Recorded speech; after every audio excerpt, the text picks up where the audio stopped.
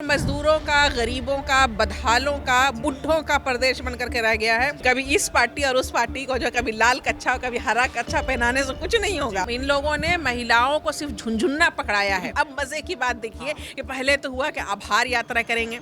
अब जब आभार यात्रा की बात हुई तो फिर सोचा कि किस बात का आभार, जनता तो इन्हें झाड़ू मार के भगाएगी। भैया आभार यात्रा मत करो, झड़वाए जाओगे तुम। नमस्कार, आप सबका स्वागत है हमारे चैनल पर। मैं हूं आपके साथ चंदन प्रताप सिंह। आप देखना शुरू कर चुके हैं पब्लिक संपर्क। बिहार में चुनाव का माहौल है और चुनावी दावे करते हर पार्टियां जनता के बीच जा रही है। 2 अक्टूबर को एक नई पार्टी लॉन्च हो रही है जिसका नाम होगा जन स्वराज, जो महिलाओं की भागीदारी की बात कर रहा है। ये कह रहे हैं कि हम 40 टिकट जो है महिलाओं को देंगे। तो महिलाओं की क्या स्थिति होगी पार्टी में, इन तमाम मुद्दों पर बात करेंगे। मैम, बहुत बहुत स्वागत है।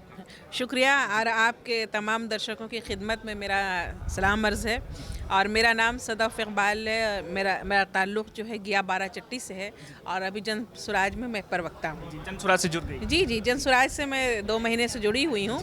और प्रशांत किशोर जी ने, बल्कि मैं तो पॉलिटिक्स में थी ही नहीं, और एक प्रोग्राम में मैंने खड़े होकर के प्रशांत किशोर जी से एक सवाल किया और उन्होंने सवाल करने से जो है पहचाना कि इस औरत के अंदर कहीं जो है लीडर बनने की या पॉलिटिक्स में आने की और जनता में जाने की जो है सलाहियत है, राजनीतिक काबिलियत है। राजनीतिक काबिलियत है। और पता नहीं, मुझे तो नहीं मालूम था अपने बारे में। और उन्होंने फिर मुझे जन स्वराज में ज्वाइन करवाया और संविधान कमेटी का मेंबर बनाया, प्रवक्ता बनाया।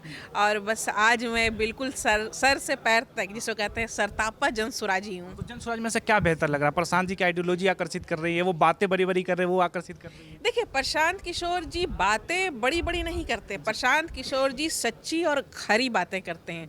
प्रशांत किशोर जी मसाइल पर बातें करते हैं, बिहार के जख्मों को चिन्हित करते हैं और उस पर मरहम रखने की, उसके इलाज की बात करते हैं। जिस तरह से आज तमाम राजनीतिक पार्टियां हैं जो सत्ता में रही हैं, चाहे कांग्रेस एक लंबे समय तक सत्ता में रही और उसके बाद आरजेडी रही 15 साल, 18-19 साल नीतीश जी का राज रहा।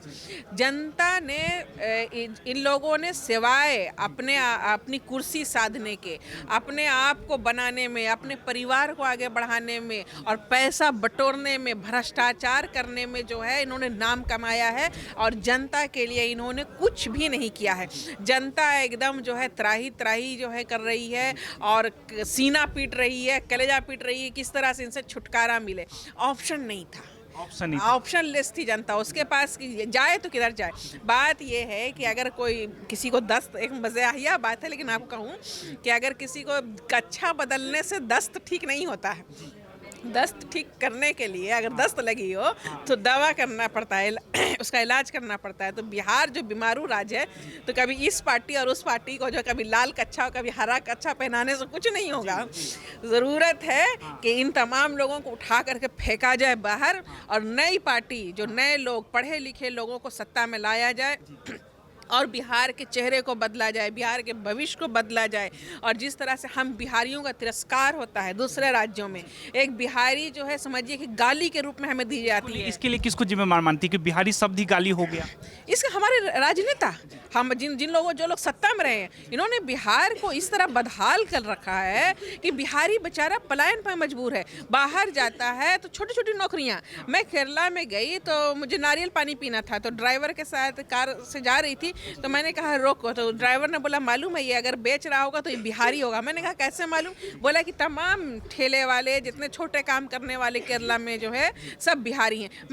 मैं गई और जो है मैंने पूछा कि आप कहाँ से हैं, तो पता चला कि वो बिहार से और किशनगंज के इलाके से आदमी था। मजदूरों का प्रदेश बन के रह गया। बिल्कुल मजदूरों का, गरीबों का, बदहालों का, बुढ़ों का प्रदेश बन करके रह गया है। यहाँ से नौजवान पलायन कर रहे हैं, यहाँ से आपको बुद्धि का पलायन है और नौजवानों का पलायन है, पूंजी का पलायन है। और इस पलायन को प्रशांत किशोर जी जो है रोकेंगे।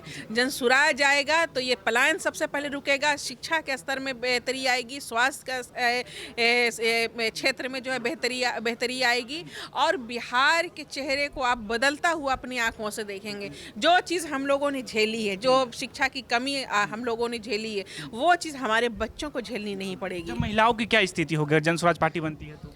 आपके सामने मैं खड़ी हूँ, मैं मुस्लिम महिला हूँ। आप बताएं कि दूसरी पार्टियों में आप कितनी मुस्लिम महिलाओं को देखते हैं? अभी तो जनसुराज पार्टी नहीं बनी है, हमारे जैसी महिलाओं को वो सामने ला करके चेहरा बनाने का काम कर रही है। तो आप सोच सकते हैं कि जब वो पार्टी बनेगी तो प्रशांत किशोर जी सीधे बात करते हैं, हमारी आबादी आधी है तो हमारी आधी हिस्सेदारी भी होनी चाहिए पार्टी में। अभी चूंकि अभी महिलाएं उस सतह पर तैयार नहीं है, अभी उनको जो हम लोगों को तलाश करके निकाला जा रहा है, हमें ट्रेनिंग दी जा रही है। तो पहली बार जनसुराज 40 सीट देने का वादा करी, जो आज तक किसी ने नहीं किया। नीतीश कुमार जी महिलाओं की जो है राजनीति करते हैं और कहते हैं कि महिलाओं को हमने मजबूत बनाया है, पंचायती स्तर पर हमने 50% रिजर्वेशन दिया है। उनकी 42 सीट उन्होंने जो जीती है अभी विधानसभा में है, तो 21 महिलाएं होनी चाहिए थी। क्यों नहीं है महिलाएं? उनके पास 21 महिलाएं हैं। तो ये सिर्फ कहने की बातें हैं।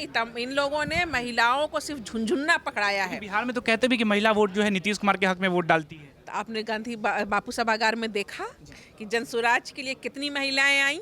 एक हिस्ट्री उस दिन क्रिएट हुई कि एक ऐसा दल जो अभी बना भी नहीं, अभी बनने के चरण में है, उसके लिए पूरे बिहार के कोने कोने से, सुदूर इलाकों से महिलाएं उस व्यक्ति को सुनने के लिए आई हैं कि ये महिलाओं के लिए क्या सोच रखते हैं, महिलाओं के लिए इनके किस तरह आगे बढ़ाने की बात करते हैं, किस तरह हम सशक्तिकरण करने की बात करते हैं, और उनके विचारों को सब महिलाएं अपने साथ लेकर के गई हैं। तो आप आने वाले वक्त नीतीश कुमार की महिलाएं गई और आरजेडी का भी तेल गया, आरजेडी का भी तेल गया, और नीतीश कुमार की भी जो महिलाएं गई, अब ये लोग बैठ करके जो है झाल बजाएंगे। 2025 के इलेक्शन के बाद लालू जी सब परिवार साथ में, नीतीश जी भी, उनके भाई भी बैठ करके झाल बजाएंगे और विरह का गीत गाएंगे। ये लोग तेजस्वी यादव भी यात्रा पे निकल रहे हैं। देखिए, यही तो बदलाव है, यही तो जनसुराज का असर है कि तेजस्वी यादव, जिनको जनता की आज तक याद नहीं आई, ये लोग जो है हमेशा इनका यात्रा जो है हवाई जहाज से मुल्क के बाहर होता रहा, अब उनको जनता की याद आई है, वो जनता के बीच जा रहे हैं, जनता से अब मजे की बात देखिए कि पहले तो हुआ कि आभार यात्रा करेंगे। अब जब आभार यात्रा की बात हुई तो फिर सोचा कि किस बात का आभार, जनता तो इन्हें झाड़ू मार के भगाएगी, इन्होंने किया क्या है, या कि जो है आभार यात्रा ये करेंगे। तो अब हुआ कि संवाद, नाम बदला, मंथन हुआ होगा, बैठे होंगे, मीटिंग हुआ होगा, कहा होगा भैया आभार यात्रा मत करो, झड़वाए जाओगे तुम, तो इससे बेहतर है कि संवाद यात्रा करो। तो संवाद यात्रा पर निकले हैं, लेकिन जनता इनकी भीड़ जमा नहीं हो रही है, जनता इनको पूछ नहीं रही है, इनको समझ में आ गया है कि अब जनसुराज आया है, और अब जो है जिस तरह से जनता को हम लोगों ने राजनीतिक बंधुआ मजदूर बना करके रखा था, अब वो हमारा जो है दौर गया, अब नया विकल्प खुल चुका है जनता के सामने, एक तीसरा विकल्प आ गया है। पढ़े लिखे, साफ सुथरे, एजुकेटेड लोग आ रहे हैं, जो जनता मिलकर के पार्टी बना रही है। ये तो प्रशांत किशोर जी की पार्टी नहीं है, तो हम आम जनता, मेरे और आप जैसे जनता के लोगों की पार्टी है।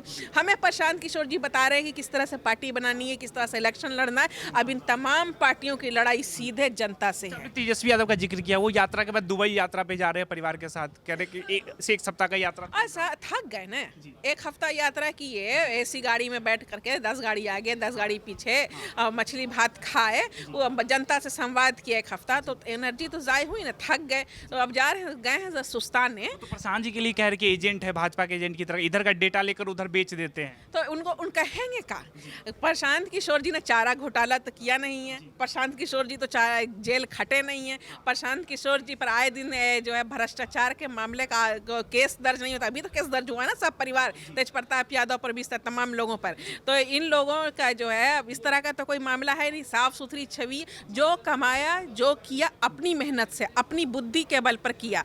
और जो है अब इसका इन लोगों के पास बड़ा क्वेश्चन है कि प्रशांत किशोर जैसी पर्सनालिटी का जो जनता का राज कायम कर रहे हैं, जनता का जो पार्टी बना रहे, इसकी काट कैसे करें। तो कभी डेटा बेचने वाला कहते हैं, कभी रणनीतिकार कहते हैं, कभी कहते हैं बी टीम है, तो कभी कहते हैं सी टीम है। तो उससे कहने से जनता को कोई फर्क पड़ने वाला नहीं है। जनता इनको समझ चुकी है खूब अच्छे से, और जनता इन लोगों को दरकिनार कर करके अब जो है जनसुराज के साथ आकर के खड़ी हो गई है।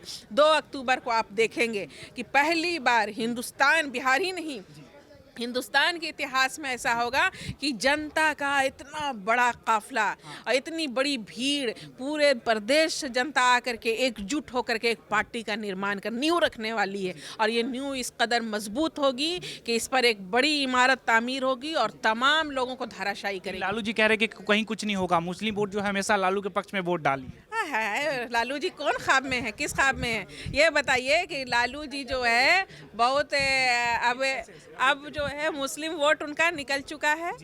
उनका मुसलमानों को जितना तेल बना के जलाना था जला चुके। अब मुसलमान उनका साथ छोड़ चुका है। मुसलमान समझ गया। अब वो किस मुसलमान की बात मुंह से करते हैं?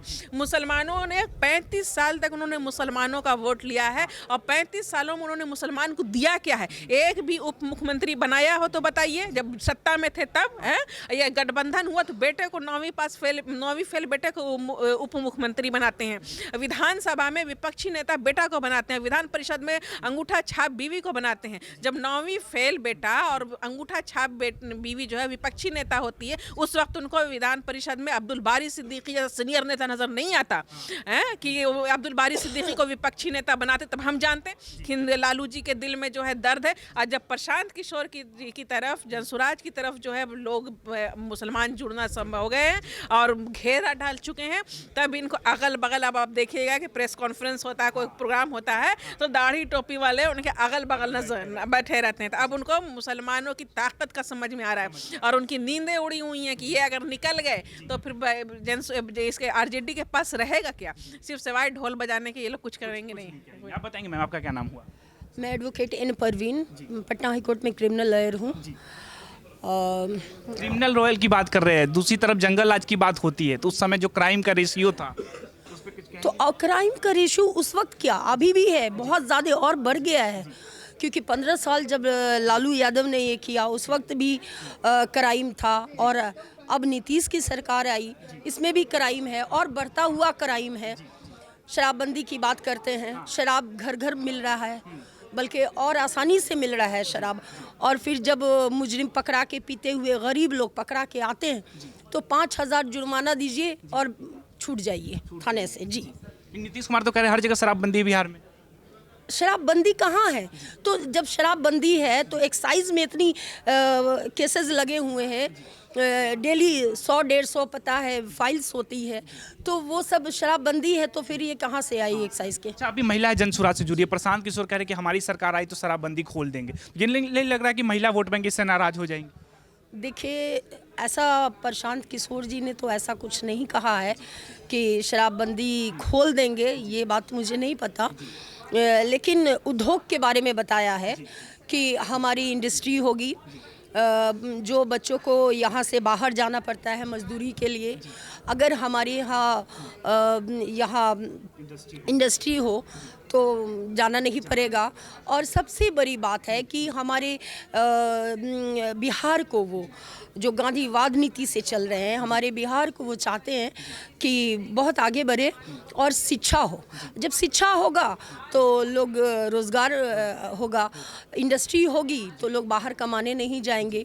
तो घर घर शिक्षा का अभियान उन्होंने कहा है। नहीं, देखिए ऐसा है ना कि सवाल ये है कि यहाँ पे जिस तरह से आपके माननीय नीतीश कुमार हमारे चीफ मिनिस्टर हैं, जिस तरह से वो बिहार में वो काम किए हैं, जिस तरह से लगातार वो अपनी पार्टी को बदलते रहे, कभी भाजपा में कभी आरजेडी में, ये उनको केंद्र में भी मौका मिला, केंद्र में भी मिलकर के वो सरकार बनाए हुए हैं। लेकिन वो विशेष राज दर्जा को भूल गए, जातीय जनगणना को भूल गए, आवाम को भूल गए। तो सवाल ये कि और जो आप शराबबंदी पे वो सोचते हैं कि महिला उनको वोट करेंगी, शराबबंदी के नाम पे आप शराब कहने को बंद कर दिया, लेकिन इंटायर क्षेत्र में शराब मिल रहा है, ये बात आप जान लीजिए। डोर टू डोर सप्लाई शराब हो रहा है और आप हर घाट पे चले जाइए, वहाँ पे शराब मिल रहा है, ये बात आप जान लीजिए। और वहाँ के ज़्यादातर प्रशासन आज के डेट में क्या काम है? क्राइम सबसे बड़ा क्या हो रहा है? वो पिए हुए हैं, उसको पकड़ रहे हैं और जेल में डाल रहे हैं, उससे फाइन ले रहे हैं। यानी कि जो शराब में 100-200 रुपया जाता था, अब उनको बेल कराने में 5-10 हज़ार रुपया जाता है और वो जेल जाते हैं और उनकी महिला भूखे मरती हैं। तो बिहार का नक्शा और उल्टा हो गया, ये बात आप समझ लीजिए। तो प्रशांत किशोर जो बात करें कि शराब को हम खुलवा देंगे, लग रहा है महिला वोटर नाराज हो जाएंगे आप लोग? ना, खुलवाने की बात नहीं है। वो जो इस तरह का अभी चल रहा है, डोर टू डोर जा रहा है, अब तो शराब और जो है ऑनलाइन हो गया है। आप फ़ोन कीजिए, आपके घर पे आ जाता है, लाने की भी ज़रूरत नहीं है। ऑनलाइन मिल रहा है। बिहार में शराबबंदी खुलना चाहिए, ये बात आप सुन लीजिए। अगर शराबबंदी करना है तो इंटायर हिंदुस्तान में शराबबंदी कीजिए, केंद्र में कानून पास कीजिए कि शराबबंदी किया जाए, उससे समाज में सुधार आएगा। आप सारे स्टेट का में शराब बेचते हैं और बिहार में शराब बंद करते हैं, यानी कि आप बिहार के बजट को और ख़राब करने की कोशिश कर रहे हैं। आप कुछ ऐड करना चाहेंगे? मैं ये कहना चाह रहा हूँ, जिस तरह से आपने बोला कि महिलाओं का क्या मुख्यमंत्री के प्रति वोट रहेगा, साइलेंट वोट, तो आपको मैं बताता हूँ वो दिन आप भूल गए होंगे शायद, पर महिलाएं नहीं भूली हैं। जब विधानसभा में, जब विपक्ष में आरजेडी और जेडीयू की गठबंधन की सरकार थी, माननीय मुख्यमंत्री नीतीश कुमार महिलाओं पे कितनी अभद्र टिप्पणी की थी, वो महिला भूली नहीं है। ये सिर्फ पे पुरुष को नहीं, महिलाओं को अपमानित किया गया था विधानसभा में, तो क्या वो दिन भूल गई है? चुनाव में महिलाएं बदला लेंगी उनके विपक्ष में वोट डाल के। बिल्कुल बदला लेंगी। महिलाओं पूरा मूड में आ चुकी हैं। उन्होंने क्या बोला था कि शादी में जो करते हैं, या उल्टा सीधा शब्द का उपयोग किया था, महिलाओं के जेहन में बैठ चुका है। बिहार की महिला, माफी भी तो मांग लिया था उन्होंने। अब हम नीतीश कुमार जी को जाके 2 तलवार लगा दें, आप बोल देंगे कि हम माफ़ी मांग रहे हैं, पूरी जनता के बीच में माफ़ी मांग रहे हैं, छोड़ दीजिए।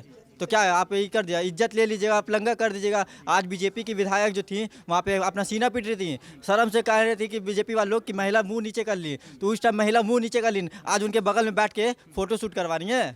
नीतीश कुमार कभी लालू यादव से माफ़ी मांगते हैं, कभी तेजस्वी यादव से माफ़ी मांगते हैं, कभी महिला से माफ़ी मांगते हैं, और कभी मोदी के लोगों से माफ़ी मांगते हैं। तो वो तो हर जगह माफ़ी ही मांगते चल रहे। तो उनका कहीं नहीं जाएंगे, जहां वहीं रहेंगे। ऑब्वियसली उनका ग्राफ गिरता जा रहा है। जिस तरह का वो अपना काज कर रहे हैं ना, जिस तरह से भटकाऊ वो पॉलिटिक्स कर रहे हैं ना, वो उनका ग्राफ अब कंप्लीट खत्म होने जा रहा है। तो ये थे जनसुराज के जो जुड़े हुए कार्यकर्ता हो, उनकी राय की इस बार बिहार विधानसभा चुनाव में क्या होगा, आप अपनी राय में जरूर बताएं। धन्यवाद।